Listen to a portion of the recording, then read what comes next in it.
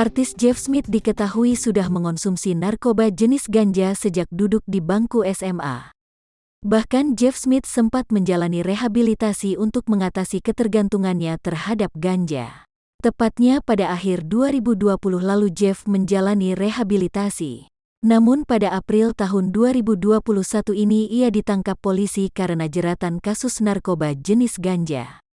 Yang bersangkutan mulai menggunakan ganja pada saat setelah selesai SMA, kata Kapolres Metro Jakarta Barat, Kombes Pol Adi Wibowo, Senin tanggal 19 April tahun 2021.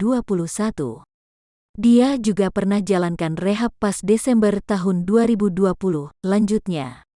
Adi Wibowo menuturkan bahwa saat itu Jeff atas kesadaran sendiri menjalani rehabilitasi.